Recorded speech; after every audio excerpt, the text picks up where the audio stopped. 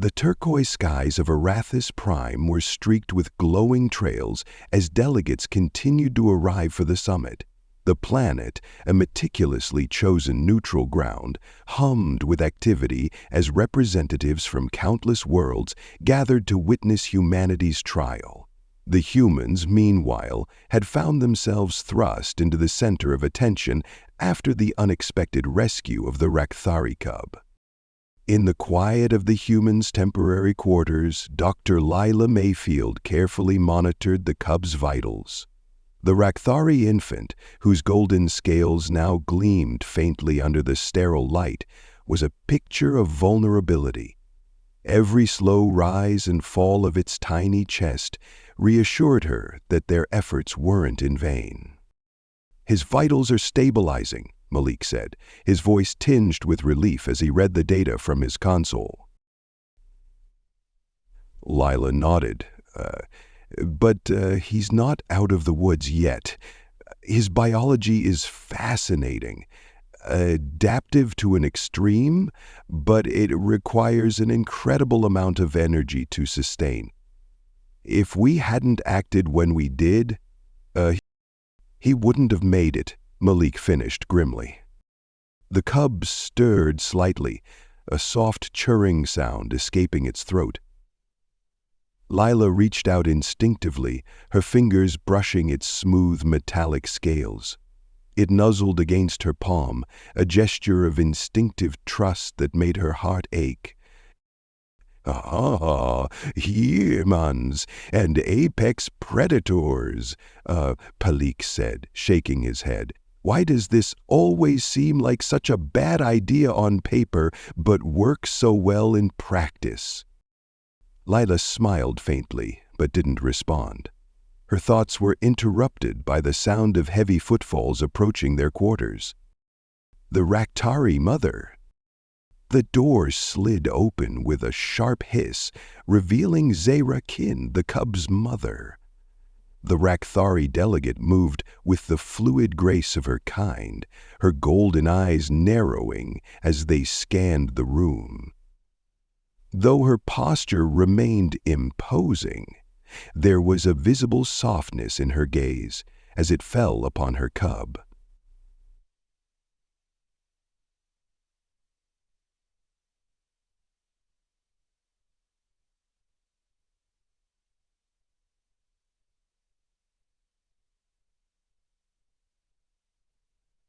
The door slid open, and with a concussion growling, the trio saw a face pale with terror and grief. Somewhere in the mist, thunder drummed in the distance, a beat. "You've saved him," she said, her deep voice more subdued than Lila had heard before. "We stabilized him," Lila corrected, "but he still needs time and care to recover fully. His body is extraordinary.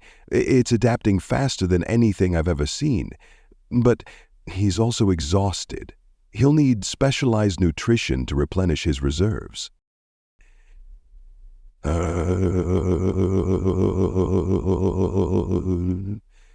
Zahra Kin crouched beside the cub, her scaled hand hovering over him as though afraid to touch. "You have done more than any of my kind would have," she said quietly. "Among the Rakthari, weakness is not tolerated. A cub born fragile is often left behind." Lila felt a pang of anger at the thought, but she kept her voice even. Weakness isn't always what it seems. Sometimes it's just a challenge waiting for the right help to overcome it. Zahra Kin's gaze snapped to Lila, her golden eyes searching. "Your species is strange, human. You do not kill the weak or leave them to perish. You care for predators who would otherwise consume you. Why?" "Because every life matters," Lila replied without hesitation. Zahra Kin tilted her head, the sharp edges of her scales catching the light. "And yet you fight wars among yourselves, destroy your own habitats, and exploit the resources of your world. Explain this contradiction." Lila hesitated. She had expected such questions, but not in such a personal moment. "We're not perfect," she admitted. "We're a young species in many ways still learning, but we're trying to be better. What we did for your cub, that's who we want to be. That's who we can be." Zay-Rakin stared at her for a long moment before rising. "Perhaps that is why you are here," she said, her voice low. "To show us what we have forgotten." Ripples of change. The story of the cub's rescue spread through the summit like wildfire. By the next day, the humans found themselves under constant scrutiny. Delegates from every species approached them, asking questions that ranged from genuine curiosity to outright skepticism. "How did you know what to do?" asked a hulking Akaric delegate, his voice a gravelly rumble. "We didn't," Lila admitted, "but we tried. That's what humanity does. We try, even when we're unsure." The Akaric regarded her with a critical eye. In the wild, hesitation kills. You gambled with the cub's life." "It wasn't hesitation," Lila countered. "It was determination. We don't always have all the answers, but that doesn't stop us from acting." The Valoran delegate, its shifting, shadowy form flowing like liquid darkness, spoke next. Its voice, a harmonic resonance, seemed to echo from every direction. "You risked much for one small life. Why?" "Because every life has value," Lila replied simply. The Valoran's glowing eyes lingered on her, unreadable. "Your logic is unconventional, yet it is compelling." The Predator's test. By the third day of the summit, the humans were invited to a series of demonstrations meant to showcase the unique strengths of the consortium's member species. Each species displayed its particular abilities: physical prowess, advanced technology, or specialized adaptations that ensured survival in hostile environments. The Raktari demonstrated their unparalleled agility, leaping effortlessly between towering platforms.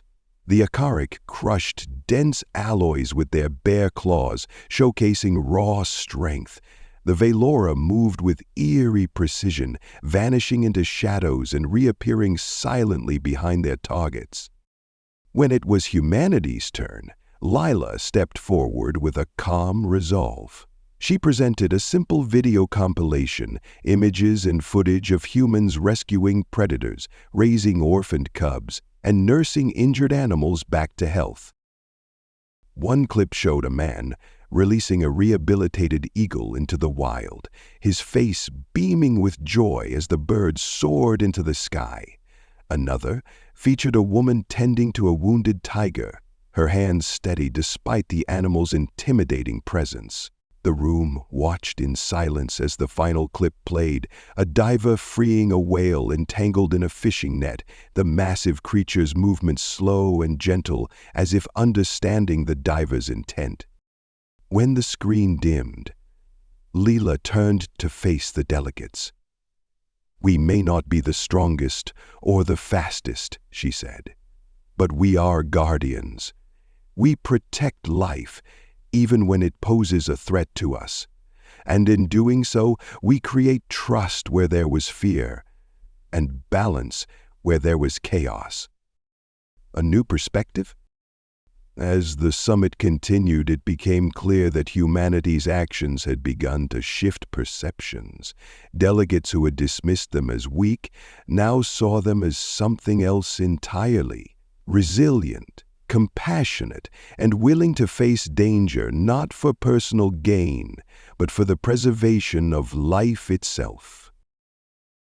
Zay-Rakin, who had initially viewed the humans with disdain, now spoke openly in their favor.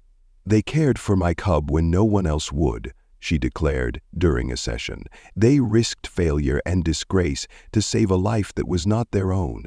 That is a strength we have forgotten in our pursuit of dominance." Her words carried weight, and the room buzzed with murmurs of agreement. The Velora delegate, too, seemed intrigued. "Perhaps humanity offers something we did not know we needed," it mused, "a reminder that survival is not merely about strength, but about the connections we forge." The turning point. On the final day of the summit, a vote was held to determine humanity's fate. The decision was unanimous. "Humans of Earth," Siva Tal announced, her golden eyes meeting Lila's, "you have proven your worth, not as conquerors, but as caretakers. You will join the consortium, not as predators, but as guardians. Keepers of balance in a galaxy that has long forgotten its need for compassion." As the chamber erupted in a mix of applause and quiet approval, Lila felt a profound sense of pride. Humanity had faced the predators of the galaxy and emerged not by matching their strength, but by demonstrating a strength all their own. To be continued. Would you like this chapter expanded further in any specific areas? The sun of Orathis Prime cast its vibrant teal light across the sprawling summit grounds, bathing the alien flora and fauna in an otherworldly glow. The planet, selected as neutral territory for the historic first contact between humanity and the Galactic Consortium, buzzed with activity. Floating drones streamed live broadcasts to countless worlds, capturing the most significant event in millennia, the evaluation of humanity's potential membership in the Interstellar Alliance. And Dr. Lila Mayfield adjusted the translation implant in her ear as she stood in the observation chamber. Her colleagues, a mix of scientists, diplomats, and military personnel, were bustling around her, their excitement barely restrained. "Look at them," whispered Malik, her research assistant, pointing discreetly toward the main chamber. "Predators from every corner of the galaxy, and here we are, just soft, hairless apes trying not to look like lunch." Lila managed a smile, but the tension in her chest was undeniable. The Galactic Consortium had existed for eons, its members representing the apex species from hundreds of planets. Unlike humanity, most of these species were predators, apex hunters, that had evolved to dominate their ecosystem. The Akaric, hulking reptilian bipeds with razor-sharp claws, radiated menace with every step.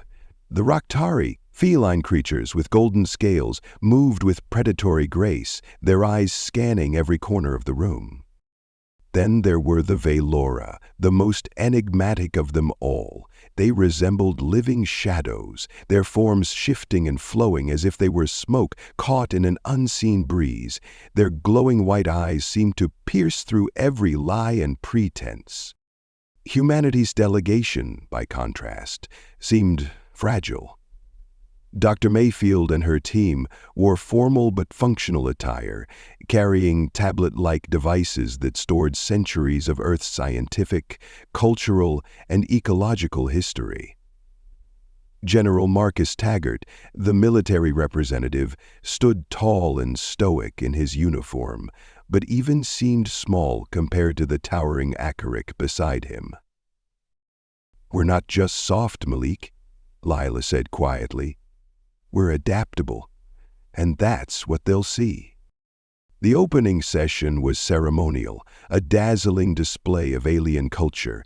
Orathis Prime's jungle-like surroundings came alive with bioluminescent displays, while a choral performance of Veloran harmonics filled the air with hauntingly beautiful melodies.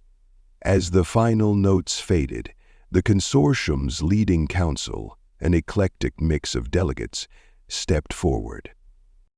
The Raktari representative, an imposing figure named Siva Tal, spoke first. Her voice was a deep growl, resonating through the chamber. "Humans of Earth, you have been invited here to demonstrate your worth to the consortium. We have observed your world, your history, and your conflicts. You stand on the precipice of interstellar travel, yet your species remains. General Taggart stepped forward, his voice firm but respectful. We understand the gravity of this opportunity. Humanity is prepared to prove its value, not just to ourselves, but to the consortium as a whole. Tsivatal's golden eyes narrowed. And what do you claim to offer, fragile ones? Strength? Technology? The galaxy has no shortage of those. Taggart hesitated, glancing at Lila. She stepped forward, her heart pounding. No strength or technology, she said, her voice clear but measured. What humanity offers is something unique, compassion. A ripple of murmurs spread through the alien delegation. Lila continued, meeting Tsivatal's skeptical gaze. Compassion is not weakness, she said. It is the ability to care for life beyond one's own, to protect and nurture even when it poses a threat. We coexist with predators on our world, not as rivals, but as caretakers. We save their wounded, we raise their young when they're orphaned, and in doing so, we maintain balance. The room fell silent. Even the Velora's shifting forms seemed to still for a moment. As the human's presentation unfolded, holograms filled the air, images of wolves hunting alongside humans in ancient times, of orphaned tiger cubs nursed to health, and of massive whales being freed from entangling nets played in vivid detail. Lila narrated each scene, emphasizing the care and effort humanity invested in preserving life. On Earth, she concluded, we learned long ago that strength isn't just about dominance. It's about stewardship, and in a galaxy filled with powerful species, perhaps what you need isn't more power, but balance. The presentation ended with polite applause from some delegates, but many remained silent, their expressions unreadable. As the humans returned to their quarters, General Taggart sighed. They're not convinced. They're intrigued, Lila corrected, and that's a start. The Predator's Dilemma. The second day of the summit brought an unexpected development. During a heated debate about humanity's technological limitations, a Rakthari delegate burst into the chamber, her scaled form quivering with panic. Her name was Zira Kin, and cradled in her talons was a tiny cub, its golden scales dulled and its breathing shallow. "My cub," she growled, her voice trembling. "He's sick, dying. Our healers are light years away. Is there no one here who can save him?" The room froze. Among the Rakthari, cubs were sacred, the future of their prides. To entrust a cub to another was unthinkable, especially to an alien species. Before anyone could respond, Lila stepped forward. "Let me help." Zerakin turned, her eyes blazing. "You? A human?" Lila held her ground. "I'm a xenobiologist. I've studied predator physiology on Earth. I might not understand Rakthari biology completely, but I'll do everything I can." The tension in the room was palpable as Zerakin hesitated. Finally, with a low growl, she extended her arms, placing the cub in Lila's hands. "Save him," she whispered. Back in the human's temporary lab, Lila and her team worked furiously. The cub's condition was critical, its breathing was labored, and its heart rate was erratic. "His biochemistry is unlike anything we've seen," Malik said, scanning the data. "His blood carries a metallic element, gold maybe, and his organs are running on overdrive." Lila nodded, her mind racing.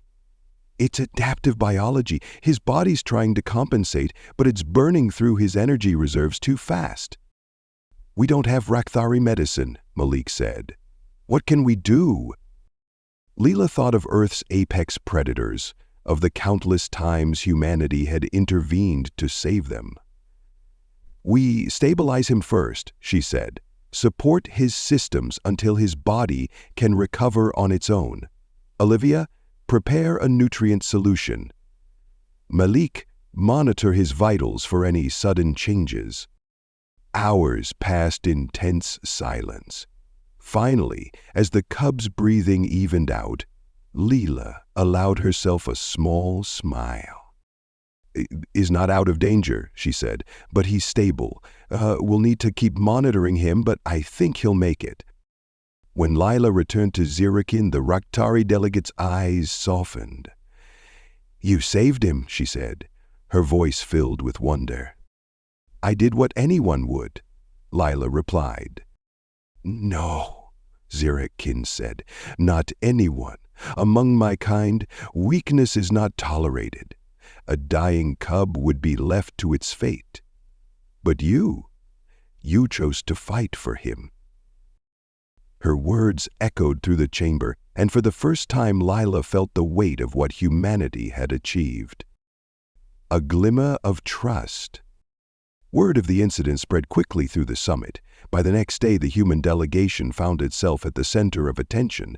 Delegates who had been skeptical now approached with cautious curiosity.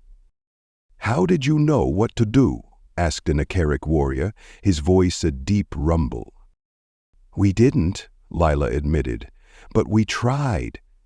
That's what humanity does. We try. The Velora delegate, its shadowy form shifting, spoke next. Its voice was an unsettling harmony of echoes. You risked much for one small life. Why? Because every life matters, Leela replied simply. The answer seemed to ripple through the room. As the summit continued, humanity's role in the consortium began to take shape. By the final day, the decision was unanimous. Humans of Earth, Sivatel announced, her golden eyes gleaming. You are unlike any species we have encountered. You have proven that strength lies not only in dominance, but in compassion. Welcome to the consortium, not as warriors, but as guardians of balance. Lila felt a swell of pride as she looked around the room. Humanity had faced the predators of the galaxy and shown them something they hadn't expected, the power of care. To be continued.